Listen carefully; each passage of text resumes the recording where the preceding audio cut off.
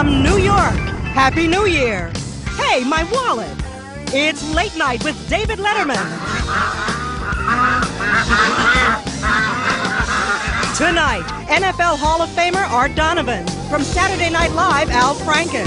And holiday trash to treasures with Carolyn Jazz. Plus, Paul Schaefer and the world's most dangerous band. And now, the next head coach of the New York Giants, David Letterman.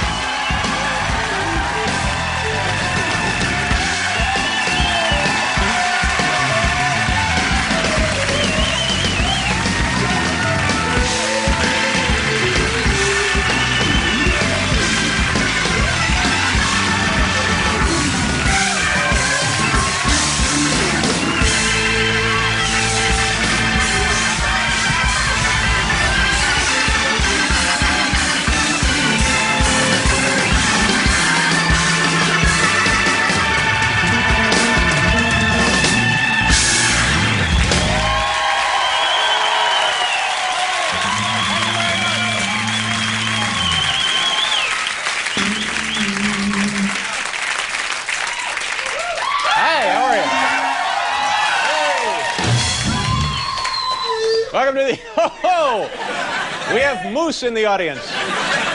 Welcome to the program, ladies and gentlemen. I'm Dave Letterman, and as far as I know, this is still NBC, right?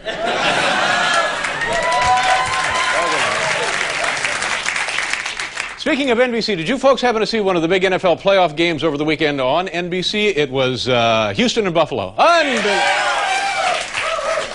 So let me see if I have this straight. The quarterback for Buffalo, Frank Reich, now in college, he leads his team to the greatest comeback in the, Maryland, exactly, sir.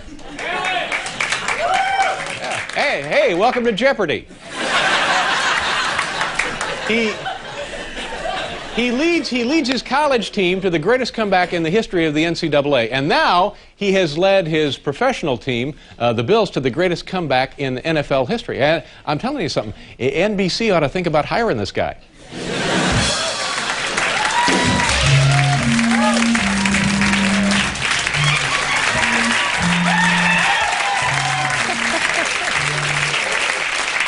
I'm telling you, it's the youth of America, Ma. That's what that is.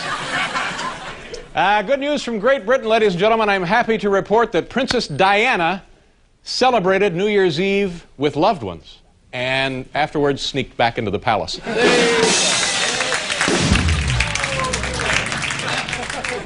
I don't understand world politics. I don't understand much of the political scene today as we have it, but I believe things have gotten out of hand and perhaps are going too far.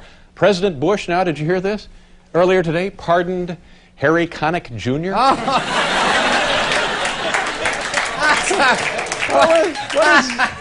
What exactly? I don't know. And here in New York City, a couple of days ago, our Mayor David Dinkins, gave his annual State of the City address to the people of New York City. He walked to the microphone, stood right behind the podium, looked squarely into the camera, and said, "It sucks." And then he sat back down, and that was it.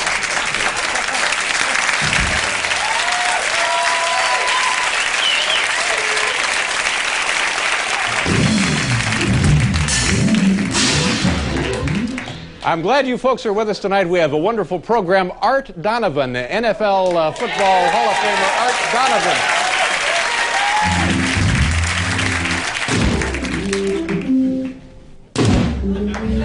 Also from the cast of Saturday Night Live, the very funny, the always personable Al Franken is on the show this evening.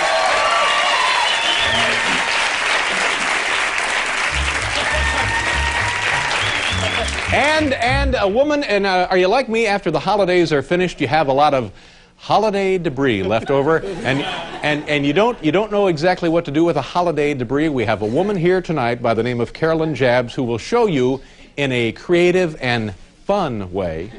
That's the key word there. Fun. We'll show you how to handle all of that holiday debris. Now, do us a favor, kids. Say hello to our good friend, TV's Paul Schaefer. David, how are you? Thank you very much. Thanks. Happy New Year, everybody. Hey. Dave. Happy New Year. Happy New Year to you, Paul. Happy New Year to the boys in the band. Nice to have you guys back. Did you have a nice vacation? I did. Hey, did you see that movie Johnny Suede? No, I didn't. It was out over the holiday. No. Apparently, it has Brad Pitt, that marvelous young actor. Right. You didn't see? I didn't see it either, but Yeah. I saw the ad for it. Right. And you know how they pull out a line the critics are saying about it? It said Johnny Suede, playfully hip. Right. Now, to me, if anybody is going to be playfully hip in this industry, don't you think? It's me, don't you think? I think. Yes! Not only that, Bram Stoker's Dracula, did you see that? I saw the ad for it. It said, Yeah. a hip, scary ride. Right. I think if anybody is a hip, scary ride Yeah, okay. in this industry. Oh, yeah, okay. You're All right, Paul. Okay. You're the... No, you don't have to patronize me with applause. Just checking, that's okay, all. okay. Okay, I feel better now. You know, I was on vacation, and it was sometimes when you're on vacation, odd things happen to you, and you have plenty of free time, so they don't ruin your vacation, but they certainly color the event. Of course. I'm walking on a beach, so right away you're thinking, he's near an ocean. That's right. A guy comes up to me, and he says, those people over there, he says, are you somebody? And I said, sir, in the grandest sense, we're all somebody. Wow, that's beautiful. I applied a little theology to him right there on the lovely. beach. And he says, well, those people over there say that you're a movie star, and we all enjoyed a good laugh then. I said, no, I'm not a movie star, and that kind of took the air out of the moment, and I kept going my way, and he kept going his way. And then as I was returning, he comes up to me again, and he says, no, those people told me who you are. They said your name. He said, I know your name. You're Peter. And I said, Sellers? And he said, yes! And I didn't know what that meant exactly. Was he wrong? Were they wrong? And was I right? And then I said, well, what is your name, sir? And he says, my name is Mr. Breeze. Yeah. And even before I could think to myself, what does that mean? He says, they call me that because I'm so cool.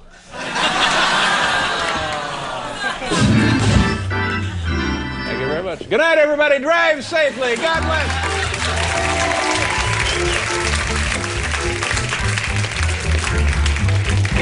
I'm the luckiest, most proud man in show business. Just as the show was beginning, a lovely woman in the audience handed me my very own Wienermobile. Thank you. Thank you very much. God bless you.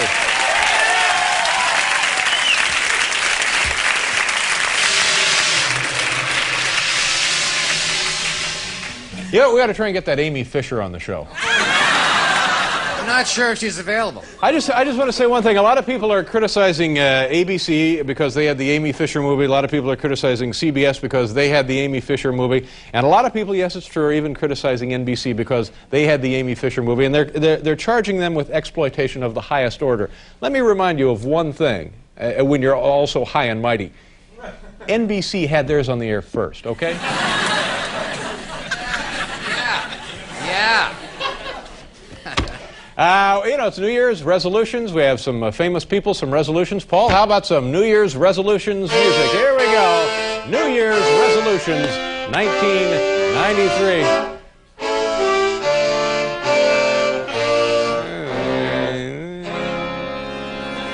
Thank you very much. The New York Jets and the New York Giants, their New Year's resolution, work on chipping and putting. Have all that time off now to play some golf. Shamu. Here's a New Year's resolution from Shamu. Lay down the law, no cash, no splash. That's the kind of thing Mr. Breeze might have said. Absolutely. Cool. So cool. Oh, let's see. Jennifer Flowers. We all know about Jennifer Flowers. Get a date with new governor of Arkansas. That's her resolution. A lovely, lovely woman, really, isn't she? Lovely, lovely woman. Chelsea Clinton, start taking careful notes for the tell-all book. There's Chelsea Clinton. She's a cute kid, isn't she? Kind of cute. Yeah, very cute. How old is Chelsea? She's like 11 or 13? Something They like have that. Chelsea as the daughter. They have sons, brothers, sisters. They have a cat. We know. They have a cat? I don't know. Yeah. And it's Bill, President-elect Bill Clinton, and his wife, Valerie Clinton, right? Hillary. I think it's Hillary. I have to start reading up. I'm Yeah. still... Andy Rooney, CBS News correspondent. Andy Rooney, New Year's resolution. Why do people make New Year's resolutions anyway? They always break them. I made one last year, and within a few days, I had it broken it. I think we should resolve not to make New Year's resolutions anymore.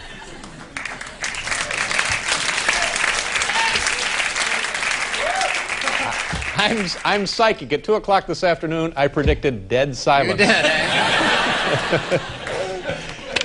That's why they call me Mr. Breeze. Wow. Because you know I'm so cool. Yeah. Thank you very much, Mr. Breeze. Don't follow me back to the room. Admiral James Stockdale, Ross Perot's running mate. His resolution for the new year: when in doubt, keep your hearing aid on.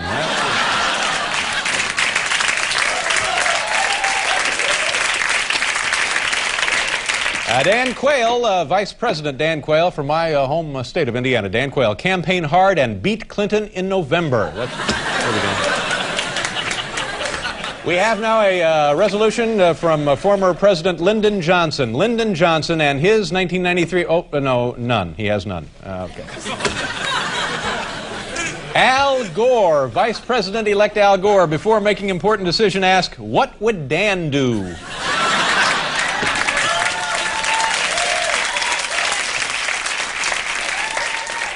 You notice it's very warm here in New York City today. It's like 55 or 60 of you folks noticed that?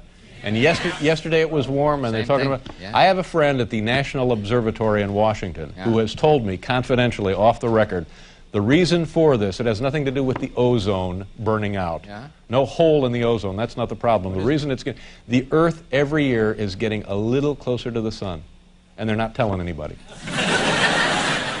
Last year, it moved 60 miles closer to the sun. Really? Yeah, but you're not supposed to tell anybody, and I can't name any names, but it's a friend of mine who works at the National Observatory in Washington, or as we say in Indiana, Washington.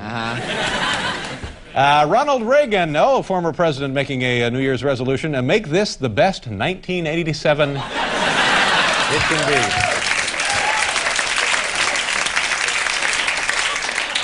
Here's a resolution from my twin brother, Rune. Yeah, Rune. Letterman. I haven't seen Rune in a long time. My twin brother's resolution, Rune, bust out of the asylum. That's, you know, the sad truth about that, it was taken on vacation. Oh. That's me on vacation. Yeah. Good shape. Let's see. Bill Clinton, President-elect, McNuggets or Big Mac, not both. That's his resolution for 92. And then we have the Chicago parents who left their kids alone while they went to Cancun for 9 days. We remember. Is it, ladies and gentlemen, are we at the end of civilization? Are we very nearly at the end of civilization? Well, here's their resolution. Yeah, they're down there, in the limbo contest while the kids are home alone in Chicago? That was them. What is the matter with these people? They're know. having those rum drinks sitting by the pool. They just get on a plane and they go for 9 days. They The split. kids are back at the house. That's it. Here's their resolution. Those Chicago parents who left their kids alone, find babysitter that's available for the next 3 to 5 years. Yes, there you go.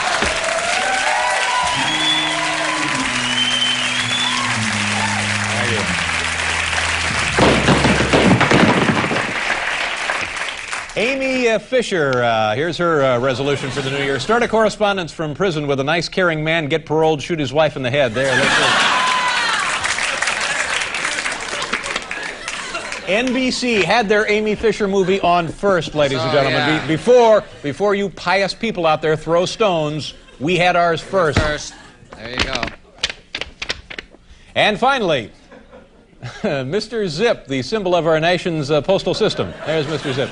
His New Year's resolution for 1993, get laid. Well, good luck.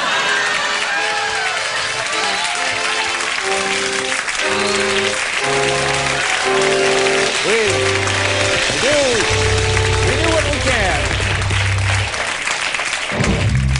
Kids, we couldn't have a better program for you tonight. When we come back from our commercial, our old friend Art Donovan will be here, also Al Franken and Carolyn Jabs, and we'll show you how to take care of that holiday debris. Come on back if you can, folks.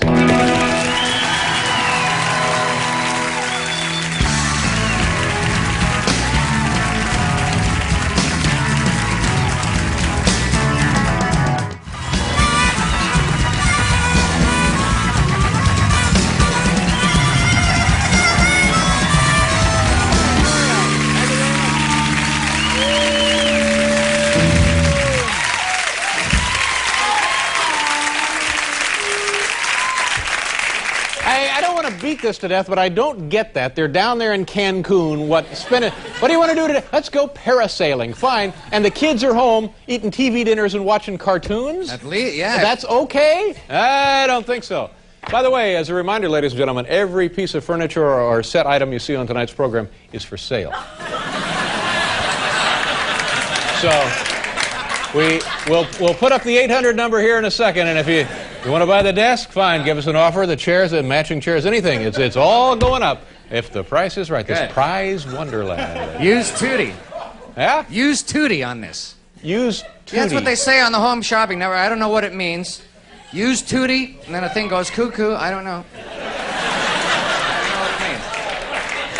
You know, Paul, I think we all feel a little better about the world knowing you watch the Home Shopping Network.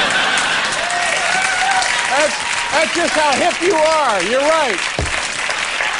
My God, I didn't realize you were that hip. Well, yeah. I'm playfully hip. Let's put it that way. You betcha. Wow, man. Shoppingly hip. Yeah, you're no Mr. Breeze, but you're close, buddy. All right. Ladies and gentlemen, I have here the first top 10 list of 1993. Is that correct? Ooh.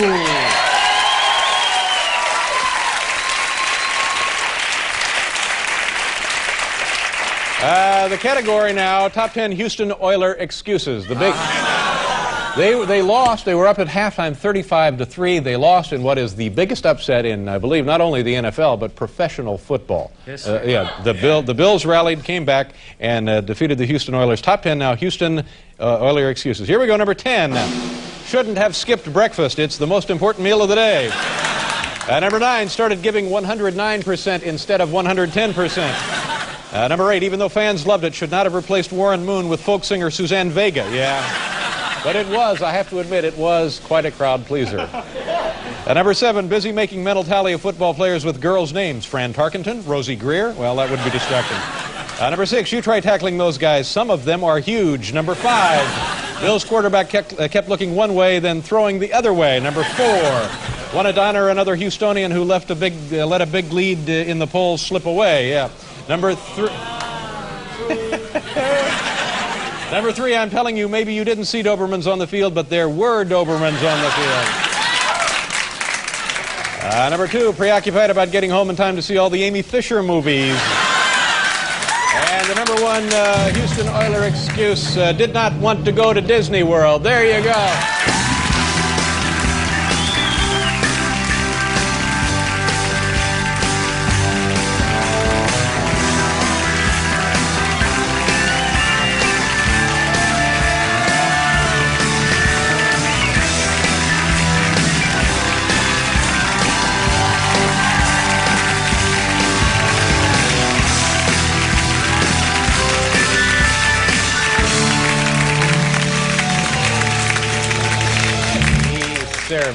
Midnight Oil? Midnight Oil, Houston Oilers. Yeah, play that again. We play it a little bit later. Yeah, we'll send I never ask you for anything. Play it again later. We'll send it right out Seriously. to you. Sure. Absolutely. No, don't run me around here. I want to hear it a little later. Okay, you got it. What are you going to charge for the organ, Paul? What's that going for? This is going to go for, well, it depends on if you use Tootie or not. Oh, that's right. Let me tell you one thing, ladies and gentlemen. Everything is priced to move, okay?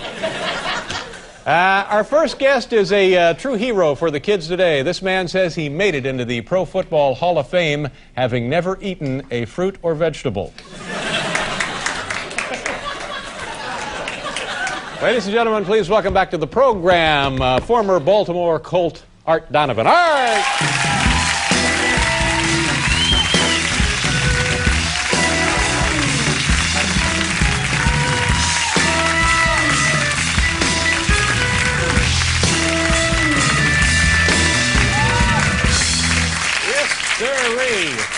Art, good to have you here. Thank you, David. Nice being here. Yeah, first of all, let's talk about your New Year's Eve. You have the country club there in Baltimore or suburban Baltimore or someplace in Maryland. Yeah. Well,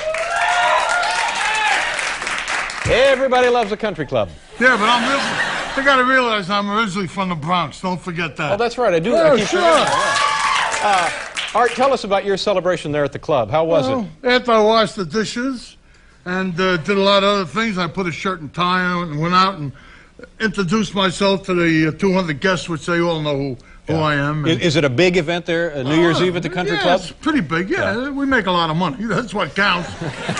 It's a dinner, it's a dance, it's a gala. Yeah, is that right? Yeah, and then the band plays, and then they start singing, and then we give them breakfast, and they keep on singing.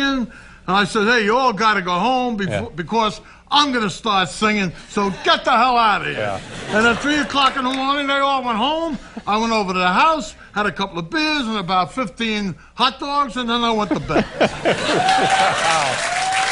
Man. Let's talk about some of these developments in football. It seems like there's a lot of football news right now. Mike Ditka, we hear just a few minutes ago, has been let go of his job in Chicago. Well, I'll bet you the guy who fired him did it long distance. Really? Because you don't want to get too close to Mike. He's a tough guy. He was a tough football player. In fact, the first time I met him, he goes, "Why, you big fat bum? I blocked your big fat rear end all over the park." I says, "Hey, a lot of people did that."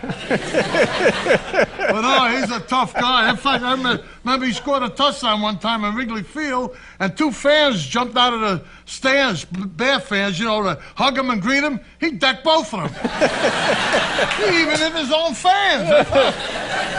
Now I didn't see it when it happened, but halfway through the season, there is an episode, an incident on the sidelines in Chicago. Mike Ditka is chewing out Harbaugh. Harbaugh? Yeah, Harbaugh. Harbaugh, Now I didn't see it, but people are making a lot out of this. Now, when I was a kid, and even now, I just assumed that that's part of what football coaches did. Periodically, a guy doesn't do something right, or in the heat of the moment, a coach will chew you out. So what was the big deal about that? I don't know.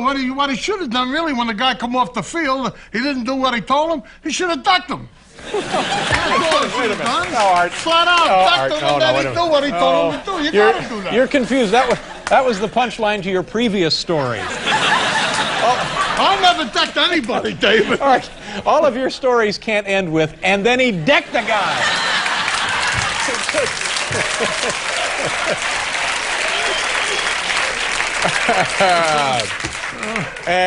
But Ditka he'll be snapped up right away, right? He'll be back, sure. What about Ditka coming to the Giants here? They're looking for a coach. Don't get me involved in that, David. I don't know anything about that. I'm not connected with football. I can say anything I want about football. I can tell you some of the players are lousy, stupid, like the 4 defensive backs with Houston.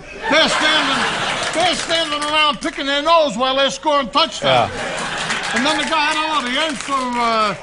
he's sort of like a gun. His name is a gun. The end for the little guy, 85 from Buffalo. And a BB gun. BB. Oh, BB. All right. Yeah. He scores a touchdown. He runs out of bounds. The official's going, yeah. He's not even looking at the guy. Yeah, exactly, yeah. So, everything is fair in love and war. Somebody should have decked him, Art. Now you're going to get me saying what I really think. Shoot him. Sure. But yeah, so now all of the defensive coordinators for Houston have been let go. Goodbye. Yeah. Well, somebody's got to go. They're not going to. I never heard them firing a player. Yeah. So they fired a coach. I remember the first year I played, 1950, with the Colts. The way they cut us was very simple. We got off the plane in Baltimore. We played an exhibition game against Green Bay. And nobody wanted to get off the plane because the coaches were standing down on the ramp. And as you come by, it says, "You're fired. You made the team. You're cut." The guys are sitting 4 high in the head. They were 2 someone got real nervous. Sitting 4 high in the head, eh? Well. Hey, David, that's what you're saying, grammar school teacher. I got to go. Yeah, I understand, Art. Okay. Let's see. We have to do a commercial. We'll continue chatting with our old friend Art Donovan in a minute, so come on back, folks.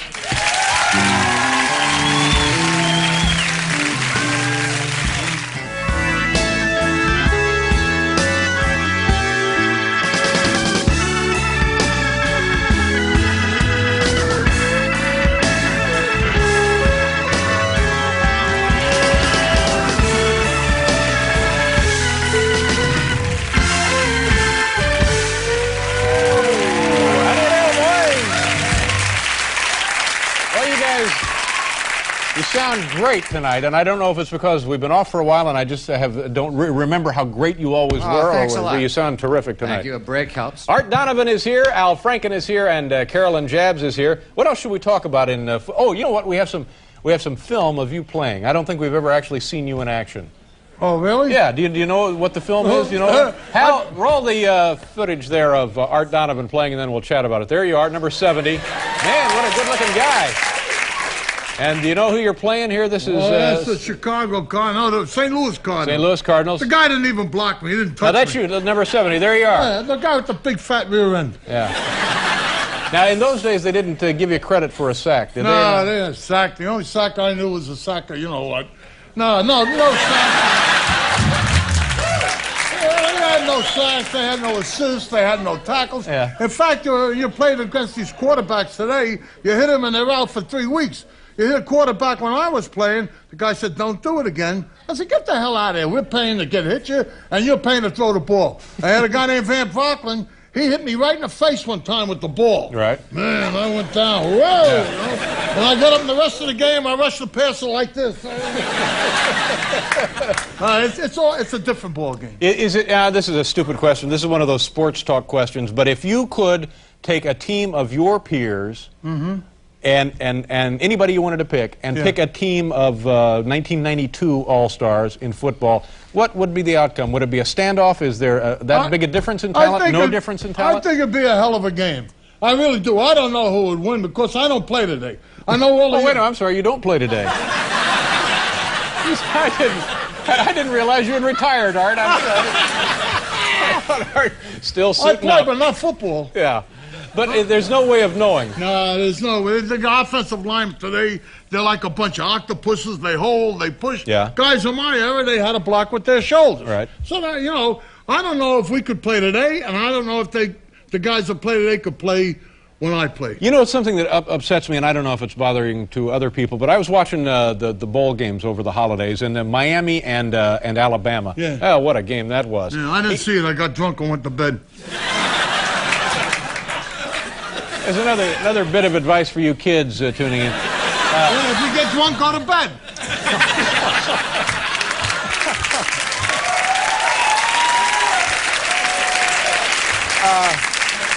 But it's in college and most of the professional football players, after a sack, after a decent block, after a tip pass, after an interception, after a fumble recovery, after a touchdown, there's a lot of celebrating. I mean, and they go nuts. Yeah. Now, to me, I remember when a guy scored a touchdown, boom, he just acted like, well, this is what I do. I score touchdowns, and he runs to the sidelines. Do you think, as an ex-professional football player, it doesn't turn my stomach to see all this going-ons in the end zone? They make a tackle and they start jumping up like a bunch of jerks. Yeah. No. To me, it stinks, period. Yeah, that's right. Hit them.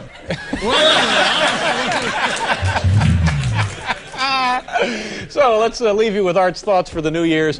Hit them. Art, you're great. We always love having you here. Quick, we got time for a Super Bowl prediction? Oh, I don't even know who's going to play. Yeah. I could care, really. Yeah. But I'm going to leave with a little Irish saying. Okay. May the best thing that happened to you in '92 be the worst thing that happens to you in 1993. Oh. Yeah, very nice. That's from my cousin in Ireland. That's when you went over to Ireland. Yeah.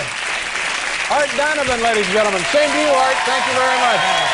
Art Donovan. We'll be right back.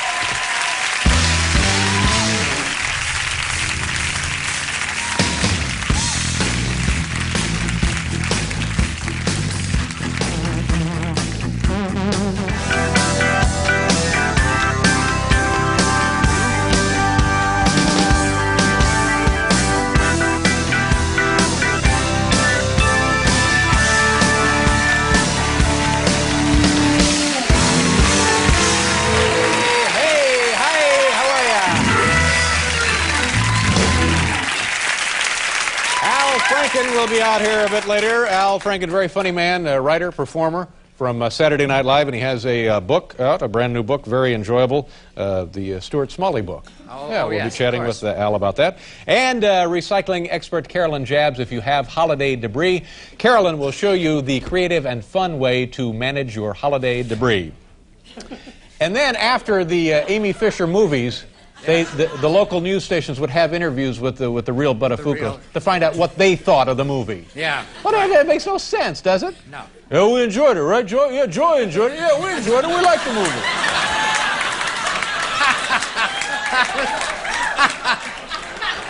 And they get like Ed Marinaro playing Joey Buttafuoco, and the real Joey Buttafuoco is 300 pounds easy. Yeah.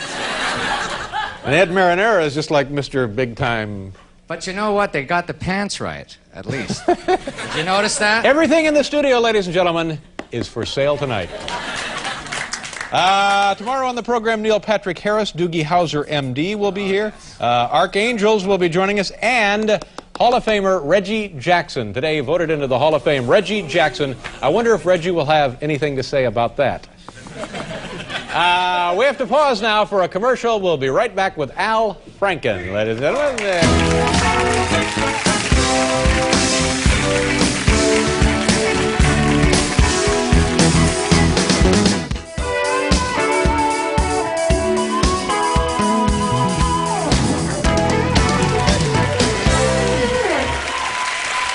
How are you? Our next guest is a writer and a performer on Saturday Night Live. He has also written this book entitled I'm Good Enough, I'm Smart Enough, and Doggone It, People Like Me. Ladies and gentlemen, here he is, Al Franken. Oh, Al.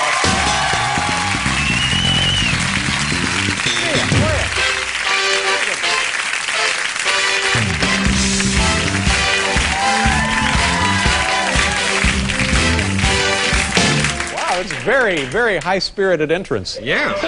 Al, how are you? Like Al Gore at the Democratic Convention. Thank you.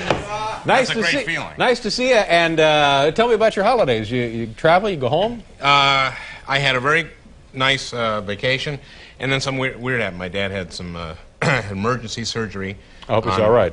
He is. He's 84, and so we were, a little worried anytime you go under serious surgery. Sure. When you're, so he was born in 1908 in New York, but he lives in Minnesota where I grew up. And his goal, he told me always, was to live to the year 2000. Because not only is it a new year and a new decade and a new century, but also a new millennium. And this time when I got back, he told me, I've revised my goal. It's to live to the year 2000 and to be aware of it. You got to have both halves of that. Yes, so I think he's going to do it. I'm glad he's okay. Yeah. Let's talk a bit about the book. I think I was just looking at the book before he came out. It's very funny, and your character on the show I think is also quite funny. Well, thank you. You do a very funny job with that. But tell us about this, the origin of it, who this guy is, what he is. Stuart is a caring nurturer. But there must be a guy that you know who started this in you, who spawned this, who gave you this. Well, I belong to an anonymous fellowship for family members and friends of alcoholics, and there are certain people in the program who take it a little too seriously sometimes. And it should be taken seriously. Oh, no, but you need to have a sense of humor about it, and sometimes Stuart doesn't, and sometimes he does. So he's a very courageous. I've learned in this program that you can learn a lot from people who aren't, who you might not think you could learn from, and Stuart is one of those people, yeah. And he's a very courageous and vulnerable person, and there's a little Stuart inside of me well, that I love. Keep him in there. But the book is doing great, isn't it? Yes, it's in its fourth printing. Who knew?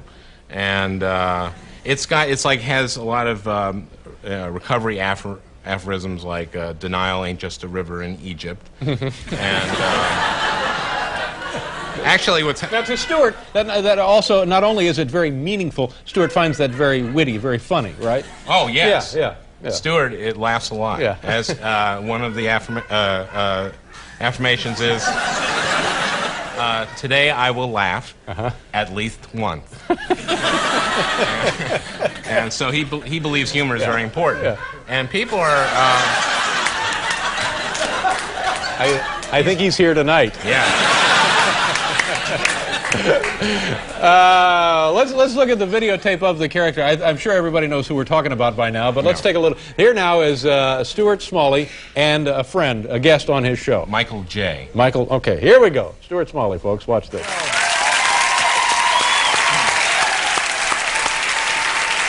I'm good enough, I'm smart enough, and doggone it, people like me. Yeah, an attractive look there, Al. Very, very nice.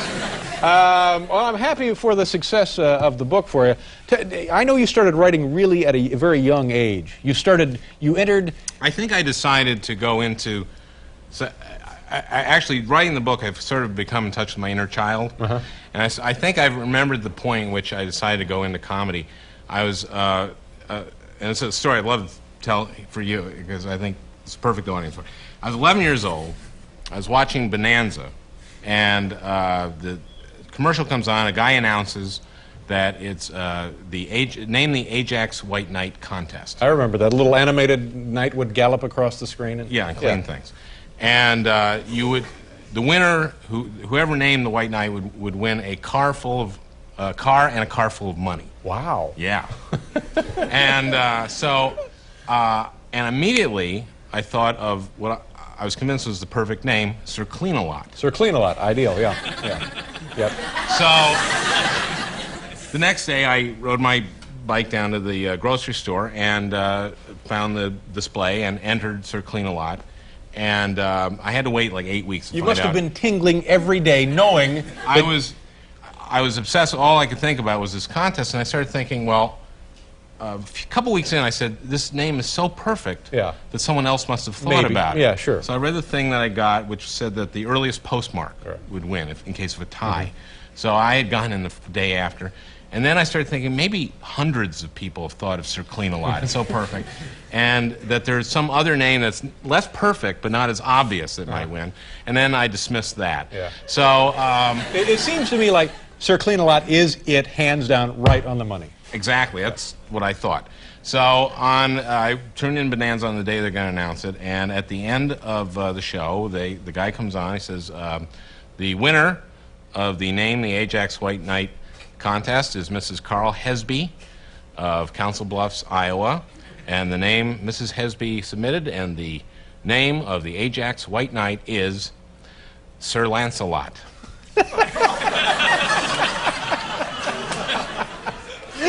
And I lost faith in America. What's the point of having a contest? I don't know. And they never referred to the Ajax White Knight after that as Sir Lancelot. And that's crushing. It was Kennedy was shot about a year later, but this was what really those really two events did it to me. Really got your attention early on. I'm sorry to hear that, Al. Who's on the show this weekend, Saturday night? The host is someone very funny, Danny DeVito. He played the little guy in Taxi. Yeah, that's right. Louie. Yeah, right. The dispatcher. Yeah, all right. Well, that'll be good. And musically, who do we know up there? Oh man, it's all right. It's not necessary. But well, Danny DeVito. That's why. Yeah. Taxi that's why there's a TV guide, Al. What? Bon Jovi. Oh, there you go. Al, good to see you. Thank you very much. Al Franken, ladies and gentlemen. We'll be right back here.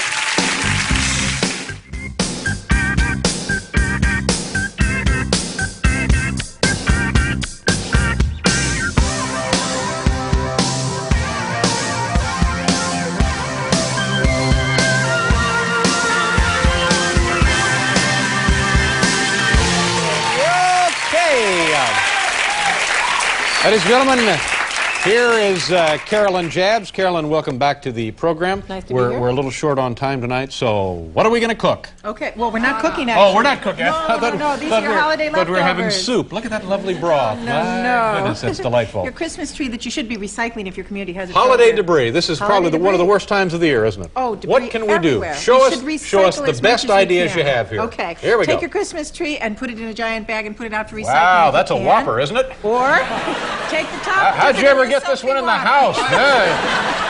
What is that, an 8-footer?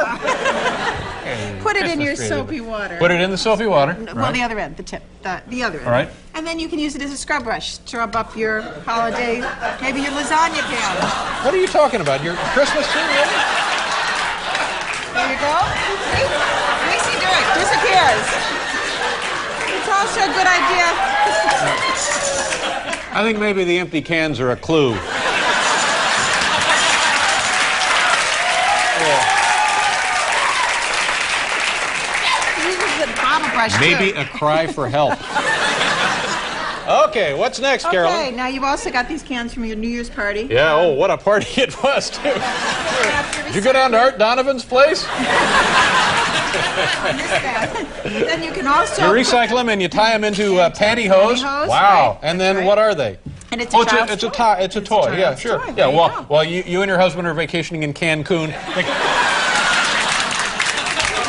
The kids are playing with your empties. Now,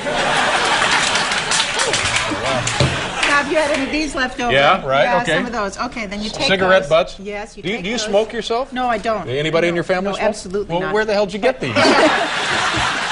You dump this in the water. Uh-huh. The Oh, tobacco. right into Yeah, a right container that of water. All right, yeah. sure. Just put that in Right. there and let it soak for a little while. And then if you've got mealybugs in your plants, they really And hate do you this have, stuff. most people have mealybugs Well, in their some plants? people have mealybugs in Really? their plants. Hopefully smokers. Did you just do. go from cab to cab emptying ashtrays? And then you spray this at... Spray that on your plant with Uh-huh. mealybugs. Yeah. All right, there you Yeah. go. Wow. Well, we'll take your word for it. Okay, we have 1/2 of 1 minute left, With all Carolyn. those ties you were given for Christmas that you really hate, you can recycle those by turning them into an attractive wreath for next year. You take those ties that you really hate and recycle them into And something else you recycle really them. hate. Right here, you got right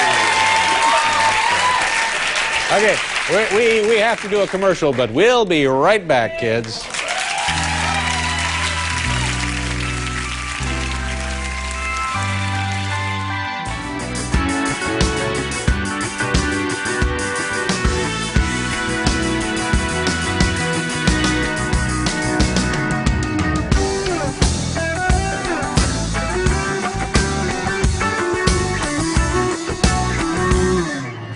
Oh, hi. Just looking for mealybugs. That's what we were doing. Carolyn, we have time for maybe one more of these little hints Well, here. your turkey bone that you had from your Christmas Right. turkey, you can break it in half, cover it with glitter, give half to your sweetheart on Valentine's Day. Matter of fact, Oh, wow. This is the kind of thing Donald Trump is known for. This is, put a little glitter on some garbage and pass it off to a babe here in Fat City. Carolyn, nice to see you again. Thank you very much. Ladies and gentlemen, I believe are we out of time? Is that the, are you certain? Oh, excuse me. Is that a mealybug? Carolyn, it looks like you may have a mealybug. Good night, everybody. Thanks for being here.